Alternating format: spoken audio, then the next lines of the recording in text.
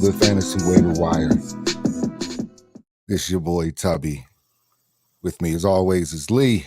Yellow. We are back for week 13. On this podcast, we just a couple of dudes talking fantasy football, and we basically take you through our journey of our own personal fantasy football league, the ups and downs throughout the season. And stop by, get some advice. We'll try to help you as best we can. But I wouldn't take as much advice from me lately. I am on a current 5-game slide. My recent loss has come to my co-host. Yeah. What's up, Lee? How's it feel coming off that less than 1 point win? I'll take it, man. It is what it is. It's like I was trying to stay above water to get into the playoffs. I think I'm 1 win away to clinch a playoff spot. I'm second overall in the league, which is nice. A second or third, I can't remember. I think I'm second now. But I just need one more win to get into the playoffs, and then we're in there. So I'll take it any way I can get it.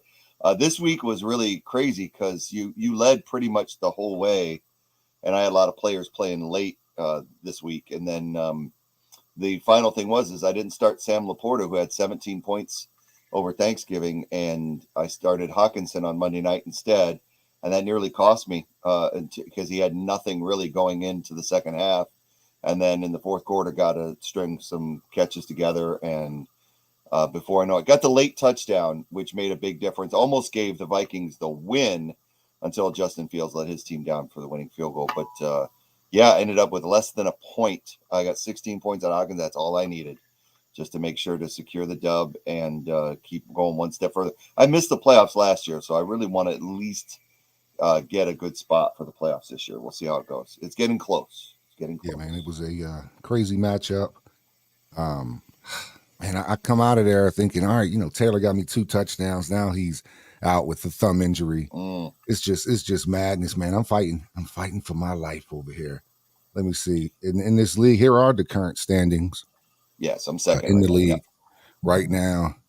As you can see, Chirac Soldiers, 4-game winning streak, secured playoff berth. And then it's just a lot of battle. And it's 2 weeks left. So it's still a lot to go. Believe it or not, it's still a lot, man. But the worst thing here, man, is me, man, on this 5-game slide, man. I went from winning high score 3 weeks in a row, which helps me out because if I don't make the playoffs, at least I got most of my money back for the year. You got to look at some of the bright side. Like, exactly, yeah. I got a little bit of a rebate. Now I'm just playing on $15 this year, but I'm still fighting, man. Still fighting. But man, my team is just succumbing to some injuries that are starting to be hard to overcome. Like I said, man, on a 5-game losing streak, at least I'm getting points. Like I said, just lost a close one last week, and then week before that, I would have beat most of the people in the team. It's just, in our league, it just depends on who I played, man. So me and Mel are both on the 5-game skid with the same record. I play Marine Raider this week, and then I play Mel next week. So, that could just be crazy, man. If you look here, which is important, A. Will, who has this coveted 6th spot right now. Everybody's gunning for it. But if you see, he only has 1,400 points forced. So if me or Mel, who has, 200 plus points more than him, it's in the details at this point, man. If I can just finish tied with A. Will, I'm probably in. I doubt he, I hope he doesn't outscore me by over 242 points in 2 weeks. That would be just unbelievable. So, yeah, man, just my trials and tribulations and how I'm trying to get into the playoffs, man, after being, 5-2 and then boom, all the way back down, man. So, yeah, as you say, it hurts when I pee. Yeah, that's me. What's funny is that, because I've been on a 3-game winning streak, because going into this streak, I was sitting at 4-5, and it had started off the season like 3-0, was sitting pretty, and then I just had a massive losing streak of my own. So luckily, been able to string that together. Same thing if you look at Chirac Soldiers' 4-game winning streak. He was 4-4 before he went on this run to the top. So it's really crazy how these streaks have occurred in the league that have changed everything this year. But you're right. Hey, Will, you look at his points against, man. He's second, lowest in the league. So people have just always had their worst day when they played him as far as their team. I think I probably lost to Will. It's just one of those things your team doesn't score. So that helps. So win's a win. So he's 6-6 right now. But you're right. He's the sitting duck if anybody passes him. That's kind of what I have going for me, too. If I can get up there in that number one spot, I'm sitting at 18 points. I'm tops in the league in points, which is nice. It helps with the tiebreakers. And I'm pretty happy with my team right now. Not so much with the quarterback. Herbert's struggling a little bit. He was really lights out for most of the season, but he's hit a couple of bumps in the road. I think the Chargers are kind of been up and down and really not doing well. But he always has Keenan Allen. So as long as he has Keenan, I know that I'll be all right. But the problem is this week I go up against Keenan Allen. So at least I got Herbert. So if Gustavo's Rad team gets any points out of Keenan, at least I'll get them too. That's one good thing going my way. Mm-hmm. But that's the only bright side. So Keenan Allen has been the one thing for Herbert that has been outstanding. I have Keenan in another league, and I mean he is scoring in that league, which is a PPR, nearly 20 points, averaging like 20 points a week. It's outstanding. So. And I got to go up against it this week, so we'll see how it goes. Yeah, man. This is your matchup right here. Yep. One up against Gustavo's Rad team, both 7-5. Differences in those points, and like you said, you're going against Keenan Allen this week. And I lost to Gustavo a couple weeks ago. I knew I was going to lose when they did a flea flicker to Hopkins when they were down 30, and I was just like, "Come on, man, come on, man." But yeah, man, he's just looking at your matchup this week and until we get some questions or something, man. Yep. Yeah, you have Herbert, but you went up against New England. It's in New England with bad weather, so there's no telling. Yeah. How that plays out. But 50 degrees is not that bad. No. Chance of precipitation, 85%, but it still should be enough to where Herbert can get it done. I would much rather him be playing indoors for this matchup. But the big one for me on this and my team is, unfortunately, my beloved Eagles playing against the 49ers with Brandon Ayuk and Christian McCaffrey. I do expect them to both score well because Philly's defense is hurting right now.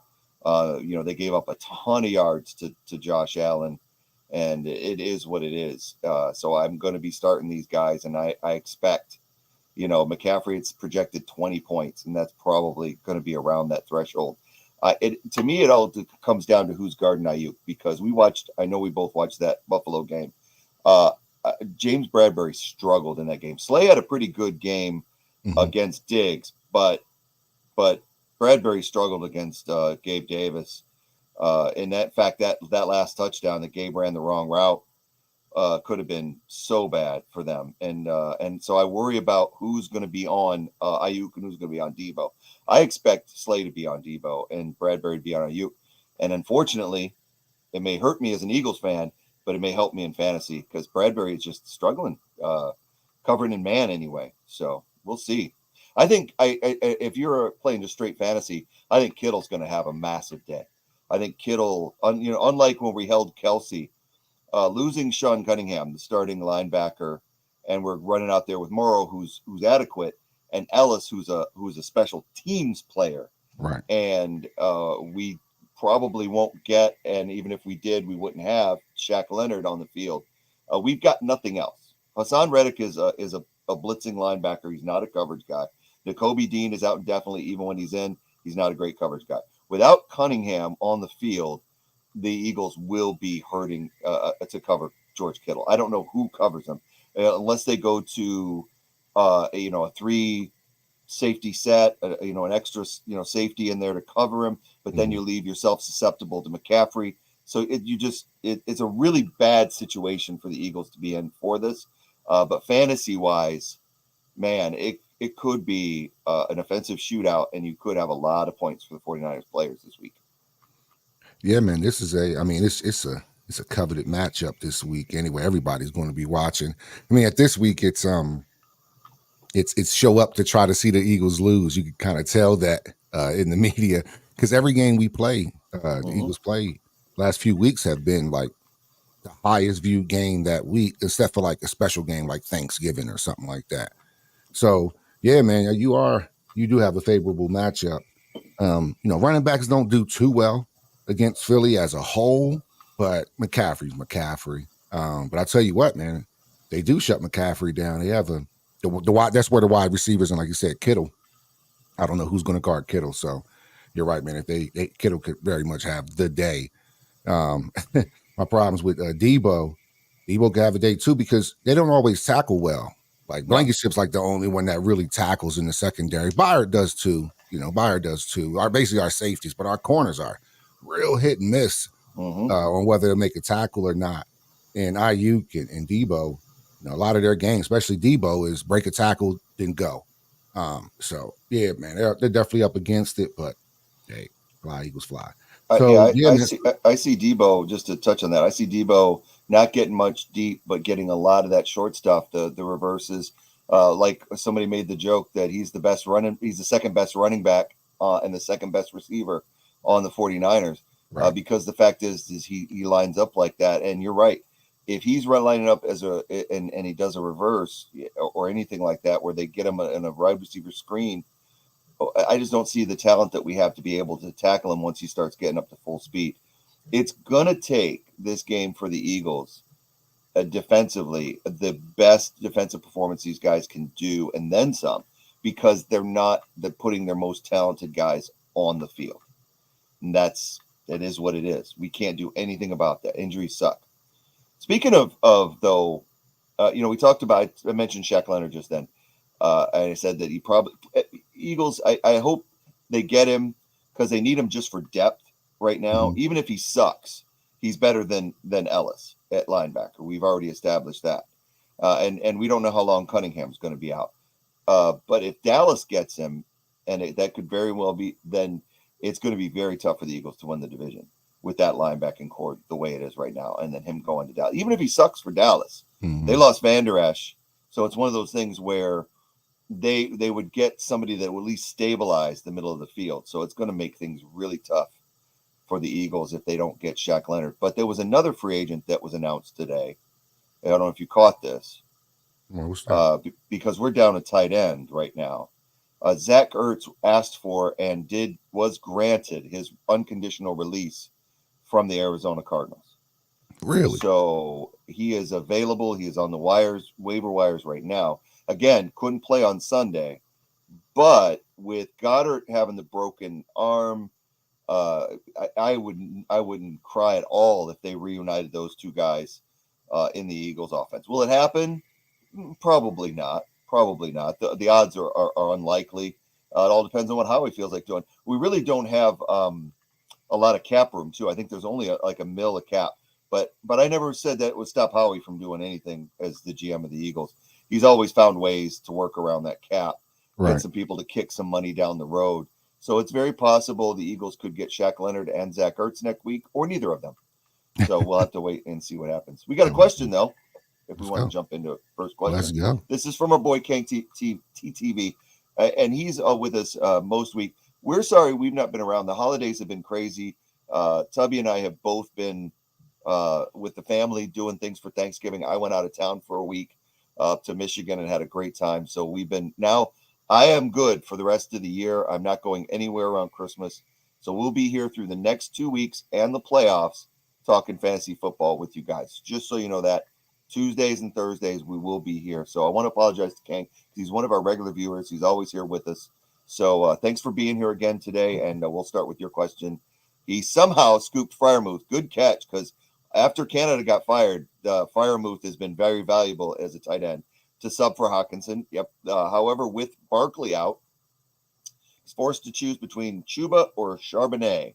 I figured Chuba has the better matchup, and it's Sunday versus Thursday. That's a very good assessment of that situation, because Chuba, with the Carolina Panthers going on Sunday, you've got a little, and you can also make a move if you have to.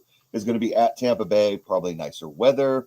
Well, this one is in Dallas tonight, right? So weather is not a factor for the Thursday night game. But Charbonnet is going up against this Dallas defense, and it's a very tough sledding for running backs, as we know.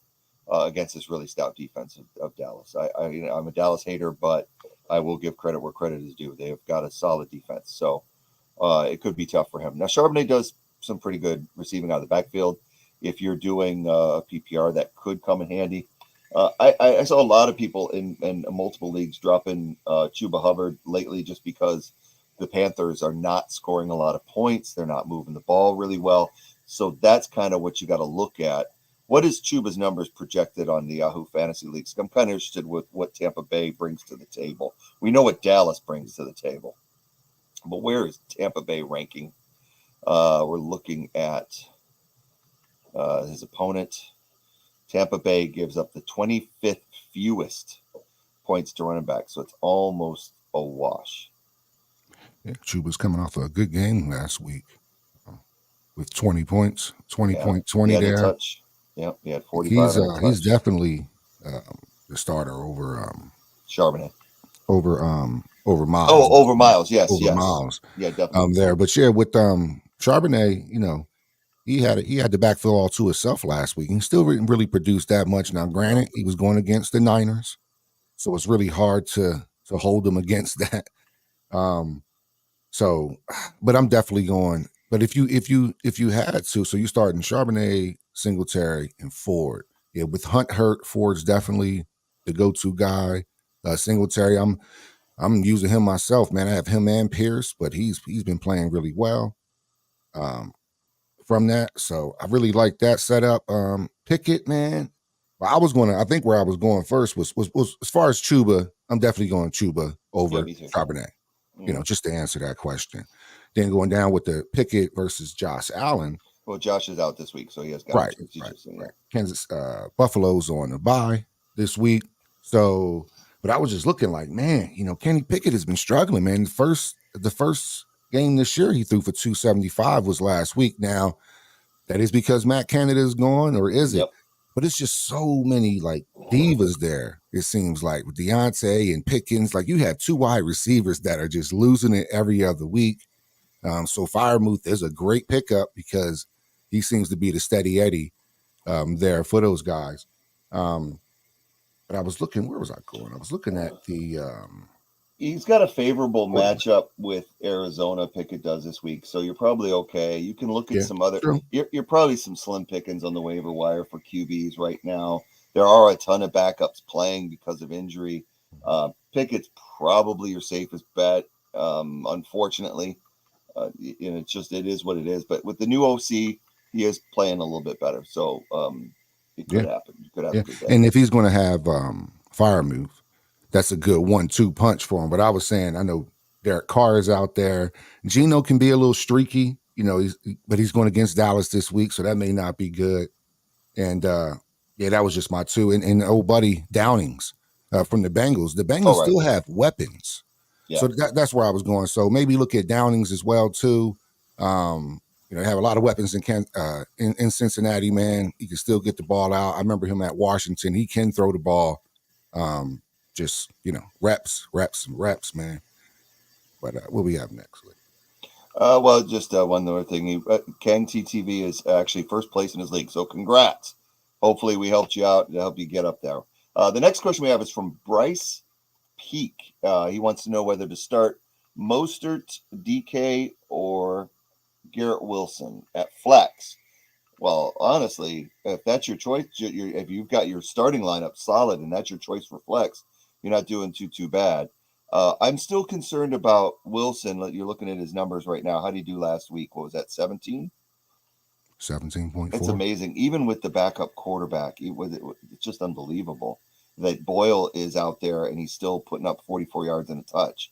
It's crazy. But look at the week before against Buffalo, he was 0.90. And that's not 0.9 is not good. He was targeted 8 times, but he only had 2 catches against Buffalo. But you look at it, what they were playing this week is Atlanta, who's got a pretty decent pass defense. I think the Jets, because they're at home, I think they have a good shot at winning this game. Mm-hmm. But Atlanta's nothing to sleep on. So my first instinct as far as Garrett is to hold off and look more at Mostert and DK. Of course, DK tonight's got a really tough matchup You got Deron Bland and Stephon Gilmore. One of them's going to be covering them, and neither one is a good fit for you. So that just leaves Mostert and the Dolphins this week. Dolphins matchup is not bad. They're playing the Commanders at Washington, so it really just depends on weather. Is Achane completely back? Achane is back. I have him in another league. He missed last week. He got dinged up in the game. He came back, missed the week, so he should be playing this week.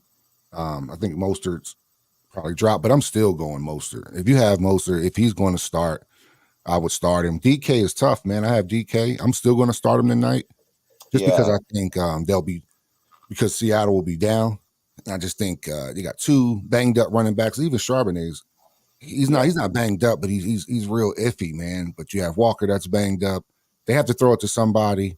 I think they're going to be down and on the field often because Dallas is scoring really well right now. So I'm just hoping volume. Even last week with DK, he still had 9 targets. And, Dallas, old buddy, I think Wilson from San Fran just made a really good play. That ball's dropping right into DK. He's going to walk in and score.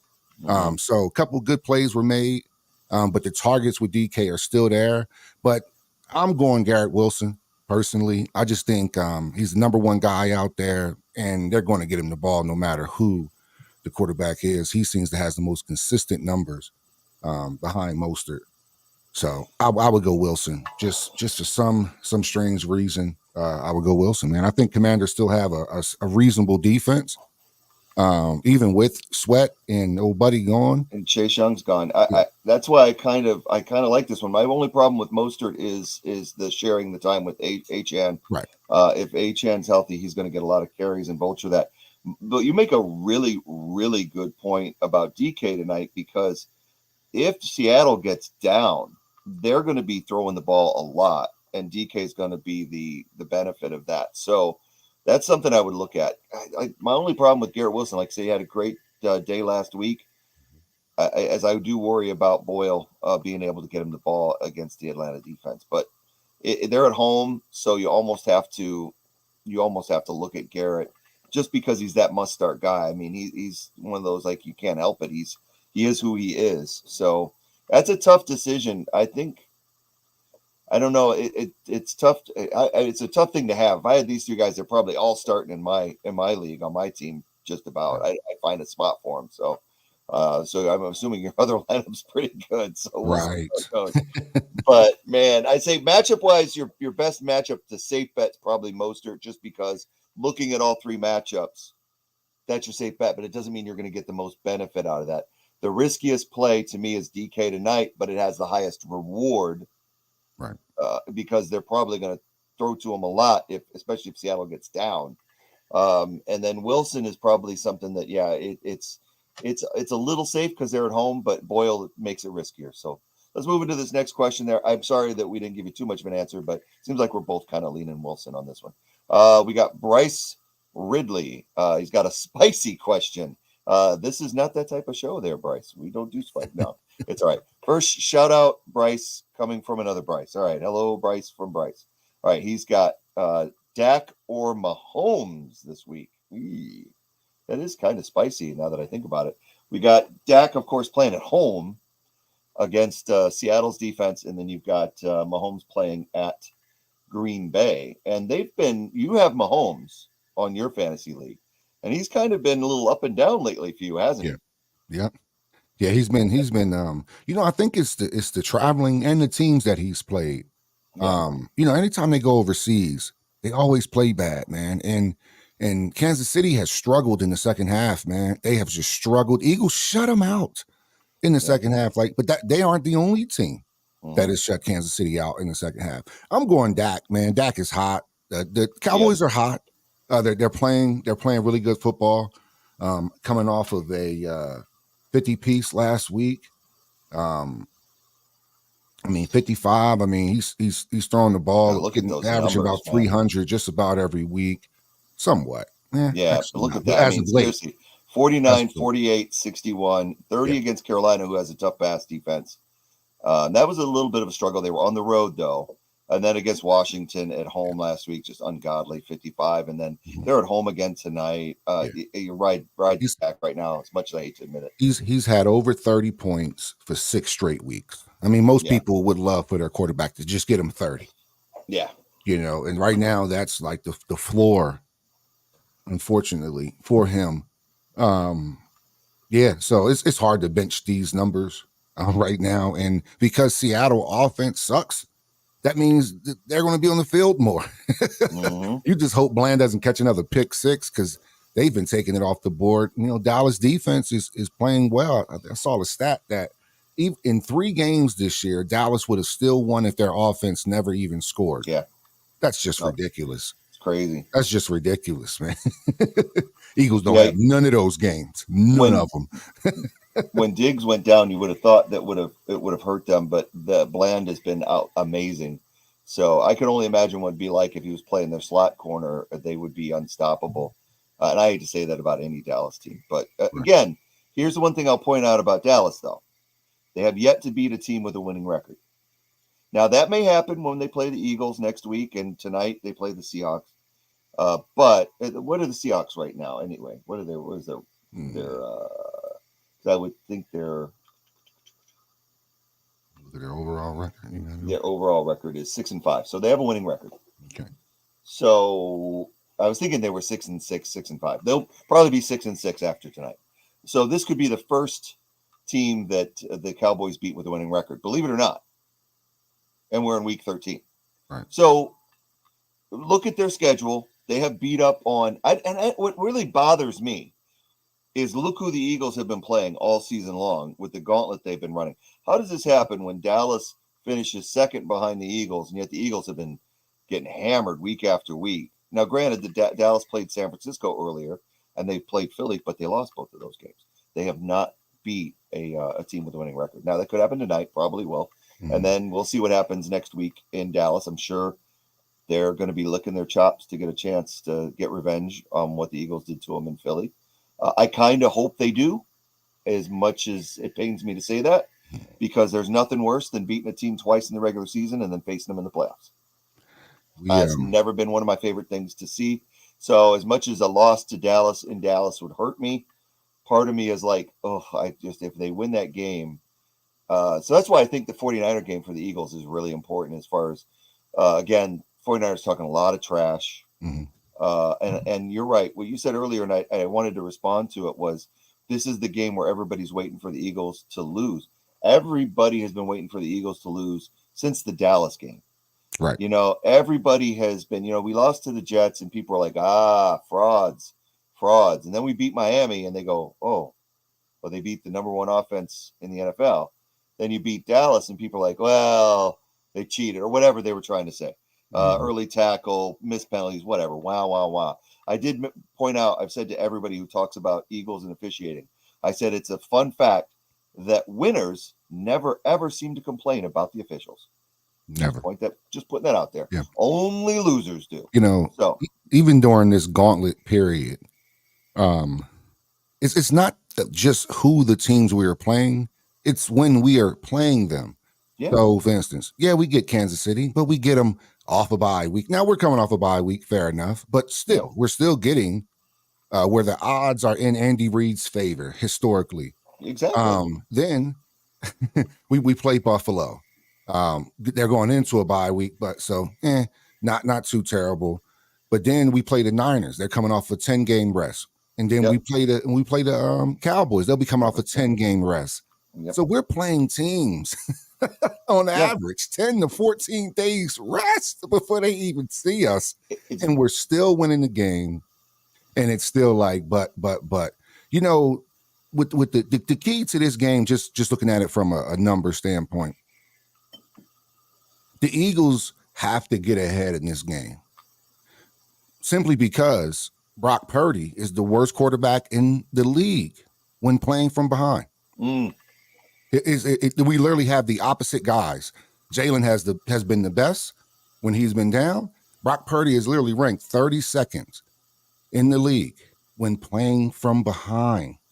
So What does that tell you? I know people get mad because people say, "Oh, Brock Purdy's being carried," but look at the difference. Who's carrying who? Jalen's Right. number one in the league when he's down. Brock Purdy's the worst in the league when he's down. Yeah. I'm telling you what, if the Eagles would be off the power rankings, if can you imagine Jalen throwing back-to-back picks in back-to-back games to lose the game? Mm-hmm. And they wouldn't be talking about no Steve Wilkes. They'd be talking about Jalen. But all you heard for those 3 weeks during that loss was Steve Wilkes. Oh, I think he needs to come out the booth. Like, no, he threw back-to-back. What's up with the mastermind? You just see who they want to protect from the media-wise because it kills the narrative because they want to stay behind it.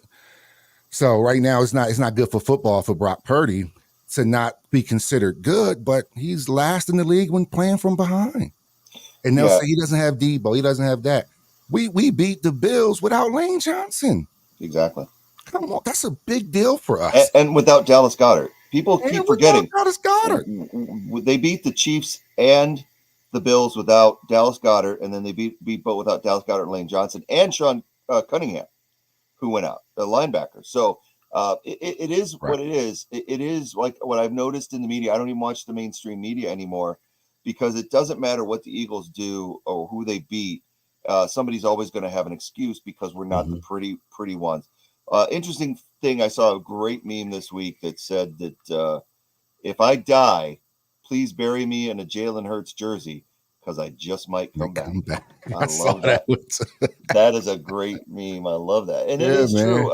The last couple of games, the Jets or the Chiefs and the Bills, I just sat there and sat back and said, I'm not going to get down that they're down because as long as they were only down 10, as long as it wasn't getting away from them, I was like, look, the Chiefs game, I was like, look, if they score a touchdown here, they're only down by 3. Said the same thing against the Bills. That Bills game, honestly, I was extremely quiet until the very, very end. And then I screamed at the top of my lungs when he ran in, did the outstretched arms, because all I saw when Jalen put his arms out like this with the ball in his hand, all I saw was Claudius Maximus from Gladiator. And I started jumping up and down in my house going, are you not entertained? Are you not entertained? Because that's all I could see. And that's how I felt. I felt like this team is similar to that movie, to Gladiator, where everybody is against him. And I don't want to make it sound too melodramatic, but it's the truth. Right. Nobody, except for a handful of people, and most of them have ties to Philadelphia, like Shady. There's a few people defending the Eagles in the media.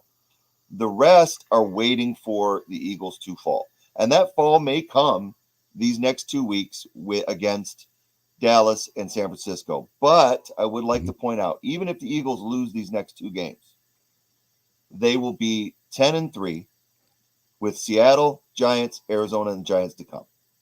So I'm pretty sure they're going to make the playoffs. They still will have a great shot at the number 1 seed. I thought they clinched. Is that so it wasn't true? It is and it isn't. Mathematically, there is like a 0.0009% chance that the Eagles miss the playoffs. So people have been saying that they clinched. Gotcha. But there's if Carolina still has a mathematical chance to get in, then Philly hasn't really clinched yet. But they can. Everything I've said, they can clinch this week with a win. They win this week, they're in the playoffs. So here was my thing. My mindset was once the Eagles clinched last week, because get to 10 in 11 games, Eagles basically mathematically clinched. There is no fall until the playoffs. You Eagles can go in the playoffs last seed. It doesn't matter. You still have nobody wants to see a healthy Philadelphia Eagles. So there is no fall. Now falling would be less like not making it back to the playoffs after making it to the Super Bowl last year. But because we're in the playoffs, nothing matters. I tell you what, nobody wants the Eagles on their schedule during the playoffs with a healthy Jalen, a healthy offensive line, and a healthy secondary as best they can. So we've dealt with a lot of injuries this year. We just persevered through all of it, man. So my brother told me we talk a little bit too much about the Eagles on the podcast. He told me it over Thanksgiving weekend. So I'm gonna take his advice and we're gonna get back in to this week 13. But yeah, man. And that's all I have. sometimes you can't help it when nobody's Right. asking questions. So if you guys ask Right. some fantasy questions about your lineup, we've got about 20 more minutes left in the show. We'll be glad to give you some lineup advice. But yeah, the Eagle, we haven't really, you and I really haven't talked about the Buffalo game because we both were out of town for the holidays. So it was kind of like, this is our first chance to even really speak about it. Yeah, for sure. And that's rare for us. We usually are talking that night. Yeah. But it just, things were so busy. So it is what it is. But you're right. The last thing I'll say about that is the Eagles keep saying it over and over. They have yet to play their best game. I'm waiting for that. I'm really waiting for their linebacker situation to settle itself, and for Byard to start playing well so that they do have their best game. Offensively, I think they have played some pretty good offensive games, but I want to see a 4-quarter amazing performance by that offense, and we'll see if it comes this week. It's going to be a tough sell. It's against, tough team. I think not to get the last word on it, but it's more so like we have the toughest schedule in football. So and we're still 10-1. You know, Dallas hasn't beaten anybody with the winning record. The Eagles really can't say that. So we've also played really good teams, man. The Jets were picked to make the playoffs before Rodgers got hurt. They still have most of those guys there. So even though we lost to the Jets, it was a terrible loss. They weren't a team that sucked. But Dallas lost to Arizona, a team that does suck, which is way worse to me. Yeah, in my opinion. At least the Jets have an amazing defense. Now, granted, they beat the Jets 30-10, something like that. Again, I'm not sure if that was in Dallas or in New York, but I can't remember. But it seems like that losing to Arizona would be worse than losing to the Jets. But yet they're still put up on a pedestal. But hey, it's America's team, so I don't worry about it too much. Yes, anyway, though, like I said, if you got any other fantasy questions, we can get to those. If you have a lineup situation or like this playoffs, so it's serious right now, so we'll be glad to help. If not, I will probably look at Tubby's matchup this week that he's got going up against his brother versus brother. Yep. And once again, I'm projected to win, but that hasn't worked out for me in the past 5 weeks. But so yeah, man, you know what I'm banking on at this point. Mahomes and Kelsey to just get me 100. Somehow, give me 100, and then these guys can trickle in. You know, Nico Collins. It's like every other week. It's like it's just all over the place. Who really killed me? Who's been hurting my lineup the most? And I had to eventually put him on the bench. It's been Adam Thielen. Because 1 week he's good. I mean, if Adam Thielen has one more catch last week besides one, I come away with a dub, and I'm in just a way better position. So look, he performs against Dallas, then you get Tennessee, 1 completion. Yeah. This is ridiculous. So you come off 11 targets. I'm thinking, look, all this week, then how has he only come up with 3 targets? I just could not believe it. I just could not believe his lack of targets. But he was going to be high risk anyway. He is an older player, so as the season goes on, those little dinks, start to get to him a little bit. One thing that is cool is that Dalton Kincaid, who has been having a really good year, is on the bye week this week. So I do get a little bit of a break there as far as the tight end matchup. But with New Orleans, man, with Olave with the concussion, Shaheed with an injury, man, Juwan Johnson could be a big target. Yeah. And Michael Thomas is on IR. So, I did lose. My brother did benefit from the waiver wire. He picked up Zach Moss, who's been pretty good in a supporting role with Jonathan Taylor going down, man. So, man, it just sucks to not be in a good spot on the waiver wire for that, man. And they're going against Tennessee, which they do okay. 13 fewest against run, so we'll see what happens, man. I definitely need Moss to get shut down, but he has 3 good running backs. He has Gibbs, he has Eckler, and Moss plays well. He has the best kicker in the league, in Jake Elliott, and he has this first go going up against Philly. That could go, and that could go either way. Eagles have been turning the ball over just about every game, so I got to worry about him getting one there. Hopefully Hurts can hand the ball off this week. Yeah, without fumbling it. That was outrageous last week. That was. I didn't know who was to blame on that one, but I have to blame Hurts because he took one. I think once he took the ball away, it's like the running. Who it was the Gainwell. Gainwell was like he just switched off.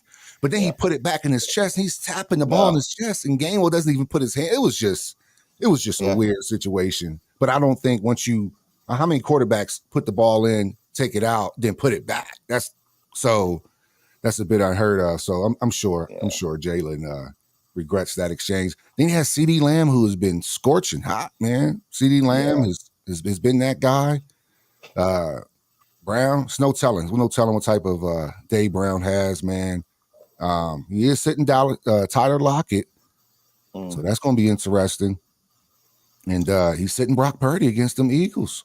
Ooh. He's sitting Brock Purdy it's tough because the Eagles. It's tough because, like I said, it's a toss up when you're riding Dak.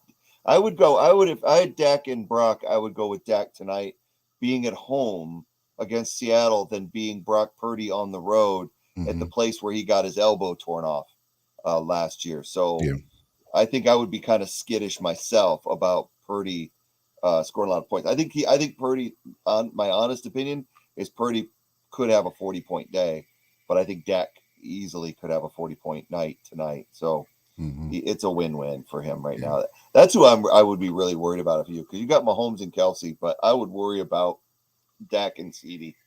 That's just going to be a big number. You could start off really bad tonight. For sure. So I'll say a prayer for you. Yeah, man. Say my nightly prayers. Yeah, man. It's a boomer or bust, and it's not a regular Thursday night game. Now, both these teams have a week off because both of them played last Thursday. So it's not a regular Thursday game. They've had a week's rest. So this is a regular game, man. So hopefully Witherspoon can shut down CeeDee Lamb. Hopefully he takes that matchup personally. They do. Witherspoon is a really good corner. Probably is going to be rookie of the year this year. But yeah, man, this is a good matchup for Dallas. I could just hope Lamb stubs his toe or something. But yeah, man, but he has just really good players, man. You got Gibbs and Eckler still. So it's a lot to dodge. Really explosive team, bad team to go up against with my team just completely banged up. Yeah, man. So I need a big night from DK, man. I need a big night from DK and then 100 from Kelsey and Mahomes together. One thing I did switch up this week is Joku. He's been on my bench just about all year, but if you look at the past 6 weeks or so, he's gotten double digits. So I'm just like, you know what? My flex has been so iffy. I'm just going to play him because it's like he doesn't do well with Watson, but he does well with everybody else. Like Watson's the only person that doesn't know that he's a good talent. So I'm going to start Joku against the Rams, man. So yeah, I'm up against it this week. I'm still projected to win somehow. Somehow still projected to win. That's strange. Yeah, that's kind of, I think they're lowballing a couple of his players, but we'll see how it goes. But one thing I did when you said that to me, it just made me think about, isn't it funny how the Cowboys have benefited just their way their schedule has been set up. I mean, they play at Philadelphia early, but then this past few they play on Thursday for Thanksgiving. Then they turn right around and get a full week off. They never have a short week this week. And then they turn around and play Philly after having that long rest. They did get to stay home and play Philly, yet the Eagles have had to go on the road to play the Chiefs, and they have to go on the road to play Dallas. Luckily, we have Buffalo and San Francisco at home, but look at the gauntlet that they have. Now, Dallas does after Philly. They do have to go at Buffalo and then at Miami. So those are big for them. That's finally at the end of the season where this is where Dallas kind of gets in their meat. Seattle's a decent team, 6-5. Philly next, then at Buffalo, at Miami. Then they come back home for Detroit. So playoff-wise, if you have those players on your fantasy team, then you might have a little bit more of a struggle than normal being at Buffalo and at Miami. We'll just have to see what the Miami defense can do against Dallas. They have great offense, but I'm not sold on the Miami defense just yet, especially after losing players this year. So we'll see. But I find it odd the way that's worked out, where they get that long, they get to play Thursday and then another Thursday, and then they don't have to play again until next Sunday, and they're staying at home. That's pretty nice. The Eagles don't have a stretch at all this year where they have 3 straight games at home. Just saying. Definitely, man. And I think that's what contributes to them having the toughest schedule in football. Mhm. All of those things are taken into consideration. But like I said, man, to look at the schedule in the beginning of the year and to think the Eagles will be 10-1 at this point, Mhm. it's crazy, man. Maybe 7-3 because it's a tough. You have injuries up and down. I can't believe Hurts hasn't missed a game with how that knee was. They just kept going for it, man. So, but yeah, man. I really need Singletary, who has kind of taken over the backfield. But here's just a little quick point. Why isn't everybody knows Taylor's not playing this week, but yeah, they still have him doubtful, and I can't put Doubtful. him on the IR. This is, Yahoo needs to do way Uh, better. Everybody knows he's not. How you going to have him projected as 0, yeah. but you have him doubtful, and we all know he's getting thumb surgery and going to be out for like 2 weeks. I mean, this is Good just point. it's just crazy, man. So, I wanted to pick up, somebody else or just get, more people on my bench, maybe get some backups myself. And I don't know. That's why I picked up Dearness Johnson, who played well last week when ETN went out. He caught that 35-yard screen, looked really explosive, but I really need ETN to play well, man. Last couple weeks, it has not been good. These last 3 weeks, Frisco, Tennessee, and then 12.6 last week, but that was a real iffy 12.6 against Houston, who was Yeah. absolutely balling. Should have a decent day against Cincinnati, you would think, because of their troubles. Because, like we talked about Browning earlier, but it's like he's not Burrow, so the Jacksonville will have more than there enough opportunities to put Cincinnati away, and they'll probably try to grind it out on the ground against them. So that could be a good day for ETN. I'll hope for you on that one. But yeah, it's funny picking up the backup. I did the same thing, and I would say the same thing. If you've got some bottom feeders on your bench, then look at your top tier guys and look at who their backups are.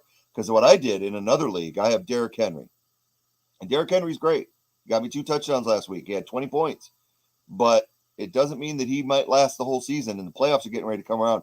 So I had like a couple. I had like Chandler, on my bench, not doing anything for me. I had the backup to the backup of the Broncos on there. I forget his name. So I dropped those 2 guys. I picked up Tyjae Spears just in case anything happens to Right. Henry, and I'm not sitting there like you ended up doing with Taylor and Moss. And I'm not sitting there going, "Oh, I lost Henry. Well, now I don't even have Spears because some idiot got him." So definitely take a look at that, especially your guys that might already be prone to injury that you might need help. Like if you've got a Keenan Allen, then look at Quentin Johnston or something like that might be available on your waivers that could reap the benefits of Allen going down. So those are some things to always look out, especially around playoff time. Because if you're in the similar leagues where we are, we got 2 more games left in this regular season, and then playoffs starting.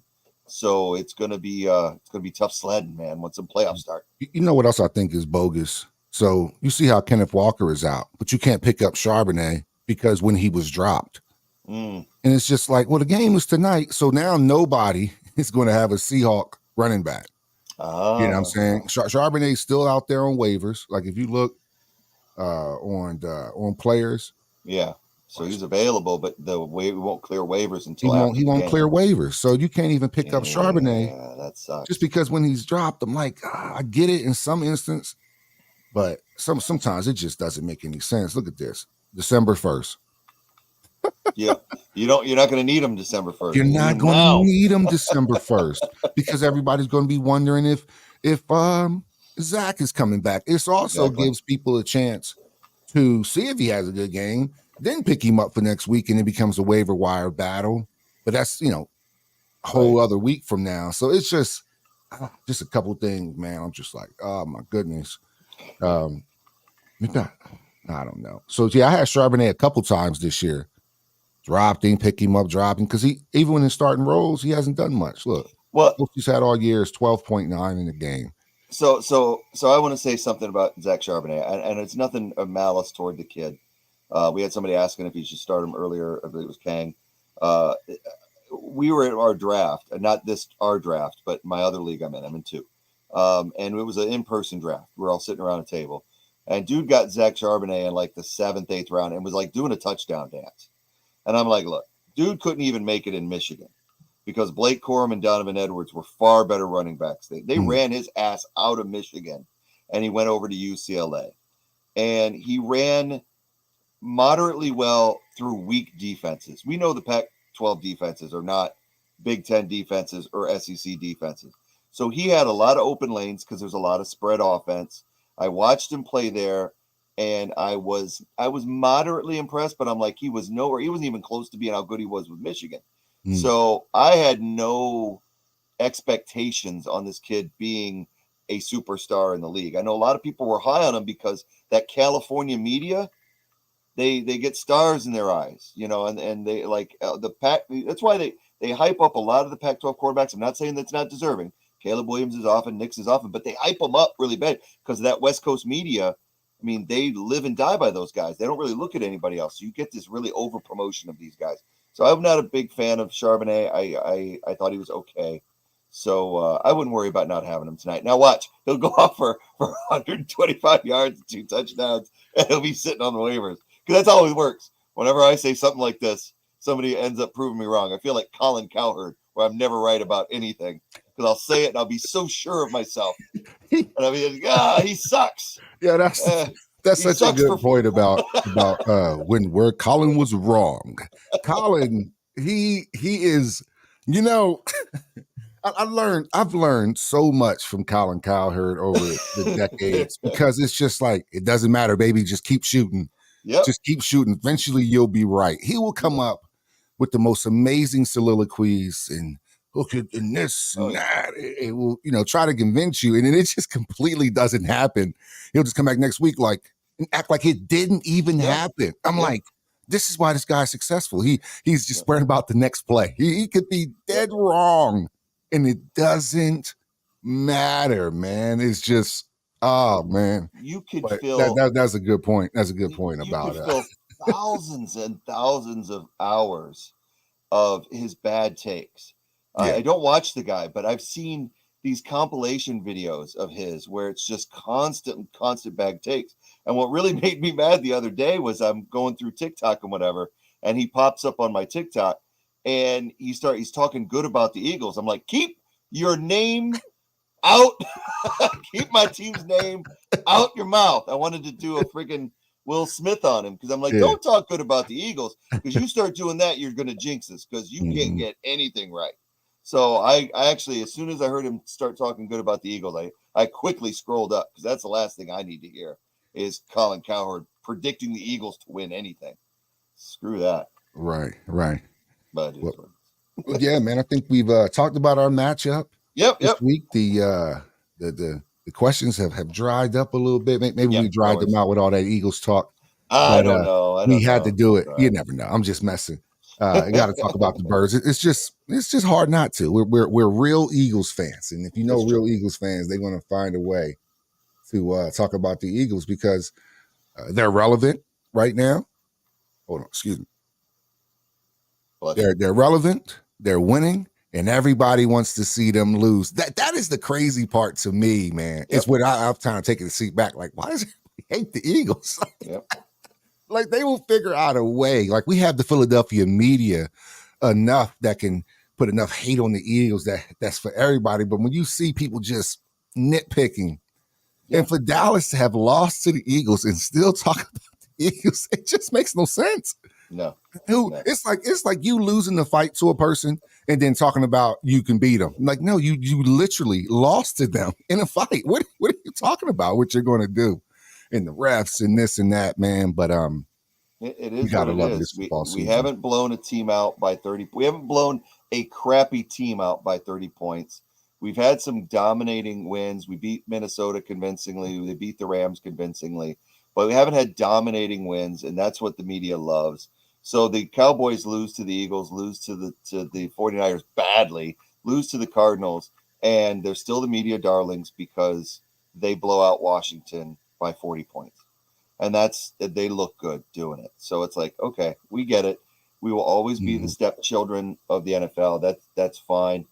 They can call. Somebody the other day was talking about how the Eagles have only won the last 3 games because of the officials and drop passes. And I said, oh, you know what? You're right. I wish we would have lost those games so that we would have had your respect. Exactly. So that you would actually like us. I really wish we would have had those passes caught and had your calls made. Stop it. Just stop it. Right. It makes Right. It's so petty. It's so petty when you're doing that, because the Eagles fans, they try to talk about how the Eagles fans complained about the Chiefs game in the Super Bowl and about hold on Bradbury. I don't know any Eagles fan that whined about that call. And if they did, I would tell them to shut up, because it was a hold by Bradbury. The Eagles problem, most Eagles fans will tell you why they lost the Super Bowl is because of Jonathan Gannon's defense. We gave up too many points. So the Eagles, for the most part, we may yell, we may cuss, we may call you a lot of names, but one thing the Eagles fans don't do is whine. Like the team they're getting ready to play this Sunday, the 49ers. Once they lost that game to the Philly last year, all they could do was talk crap. They've talked trash, telling Bradbury's trash. They've been going off in the media. So for me, I hope that bulletin board material fires the Eagles up. They play their best game, and we see what happens on Sunday. So right back around again like a circle. That's how it works. But hey, you don't want to talk fantasy? We're going to talk Eagles. We're going to talk about something. Yeah. And we're going to start getting on up out of here. Get ready for this matchup tonight between Dallas and Seattle. It's probably one of the better games that are going to be on Thursday night for the most part. Agreed. You know, Geno's been up and down, but if Geno has a night, it should be a game. I just hope DK Metcalf's give me something. Give me something, DK. Pause. But yeah, man. Thanks everybody for stopping by the Fantasy Waiver Wire. You got anything else to add, Lee, before we get out of here? I think I've said it all. I'm looking forward to Sunday, and then we'll be here the rest of the year. You know, regardless, at least one of us will be, because I have got nothing else going on. I'm staying home for the holidays. My traveling is done. So Tuesdays and Thursdays, if you want to hear fantasy advice all the way through the playoffs to help you out, tune in right here to the Fantasy Waiver Wire. With that, I am done. I'll turn it back over to you for your final words. Hey, like, comment, subscribe. Let us know what you want to hear from the show. We'll still be around, and hopefully I can break this 0-5 streak. I'm on the slide. I need everybody. Man. And Patrick, we trust. But we're gonna go ahead and get out of here, man. Thanks everybody for stopping by. See you.